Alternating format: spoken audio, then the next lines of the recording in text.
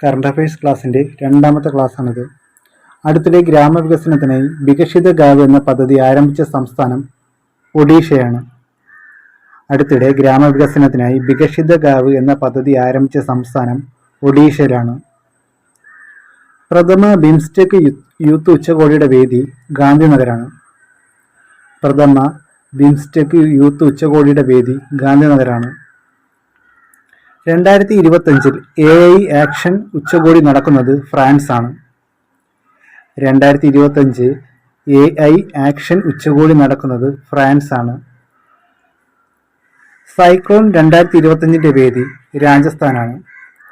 Cyclone 2025 വേദി രാജസ്ഥാനാണ്. Cyclone എന്ന് പറഞ്ഞു കഴിഞ്ഞാൽ ഒരു സൈനിക അഭ്യാസത്തിന്റെ പേരാണ് സൈക്ലോൺ. അത് നടക്കുന്നത് രാജസ്ഥാനാണ്.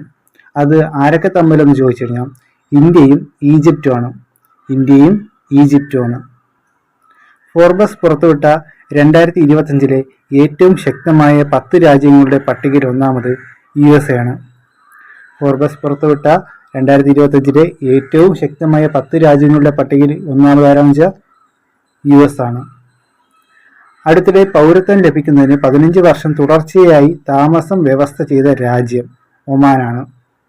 അടുത്തിടെ പൗരത്വം ലഭിക്കുന്നതിന് 15 വർഷം തുടർച്ചയായി താമസം വ്യവസ്ഥ ചെയ്ത രാജ്യം എന്ന് ചോദിച്ചു കഴിഞ്ഞാൽ ഒമാനാണ്.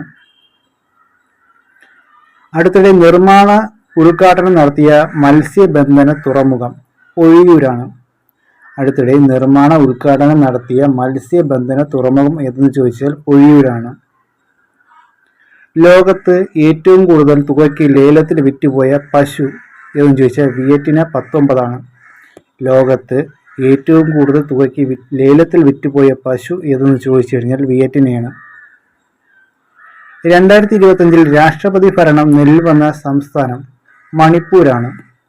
2025 രാഷ്ട്രപതി ഭരണം നിലവിൽ വന്ന സംസ്ഥാനം ഏതെന്ന് ചോദിച്ചു കഴിഞ്ഞാൽ മണിപ്പൂരാണ്. എത്രാമത്തെ തവണയാണ് ഭരണം ചോദിച്ചാൽ 11ാമത്തെ തവണയാണ്.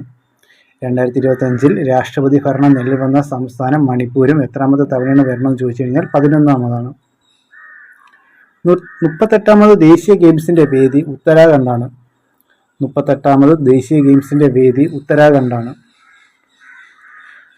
38ാമത് ദേശീയ ഗെയിംസിന്റെ ഭാഗ്യചിഹ്നം മൗലിയാണ്. 38ാമത് ദേശീയ ഗെയിംസിന്റെ ഭാഗ്യചിഹ്നം ഏതെന്ന് ചോദിച്ചു കഴിഞ്ഞാൽ മൗലിയാണ്. 2025 ലോക ഗവൺമെന്റ് ഉച്ചകോടിയുടെ വേദി എവിടെയെന്ന് ചോദിച്ചു കഴിഞ്ഞാൽ ദുബായ് ആണ്. 2025 ലോക ഗവൺമെന്റ് ഉച്ചകോടിയുടെ വേദി എവിടെയെന്ന് ചോദിച്ചു കഴിഞ്ഞാൽ ദുബായ് ആണ്. പോലീസിന്റെ ഹൈവേ പെട്രോളിങ്ങുകളിലും കൺട്രോൾ റൂം വാഹനങ്ങളിലുമായി അടുത്തിടെ വിജിലൻസ് നടത്തിയ പരിശോധനയാണ് മിഡ് നൈറ്റ് ഓപ്പറേഷനാണ്. പോലീസിന്റെ ഹൈവേ പെട്രോളിങ്ങുകളിലും കൺട്രോൾ റൂം വാഹനങ്ങളിലുമായി അടുത്തിടെ വിജിലൻസ് നടത്തിയ പരിശോധനയാണ് മിഡ് നൈറ്റ് ഓപ്പറേഷനാണ്. CPO നോക്കുന്നവരൊക്കെ ഈ ക്വസ്റ്റ്യൻ നോട്ട് ചെയ്തിരിക്കണേ. പോലീസിന്റെ ഹൈവേ പെട്രോളിങ്ങുകളിലും കൺട്രോൾ റൂം വാഹനങ്ങളിലുമായി അടുത്തിടെ വിജിലൻസ് നടത്തിയ പരിശോധനയാണ് mid night ഓപ്പറേഷനാണ്.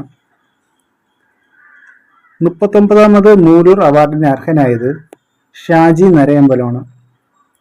39ാമത് Mooloor award അർഹനായത് Shaji നരയമ്പലമാണ്. 15ാമത്തെ ക്വസ്റ്റ്യനാണ്. കോസ്റ്റ് ഗാർഡിന്റെ 49ാമത് വാർഷികത്തോടനുബന്ധിച്ച് വിഴിഞ്ഞത്ത് നടത്തിയ അഭ്യാസമാണ് കടലിൽ ഒരു ദിനമാണ്. കോസ്റ്റ് ഗാർഡിന്റെ 49ാമത് വാർഷികത്തോടനുബന്ധിച്ച് വിഴിഞ്ഞത്ത് നടത്തിയ അഭ്യാസമാണ് കടലിൽ ഒരു ദിനം.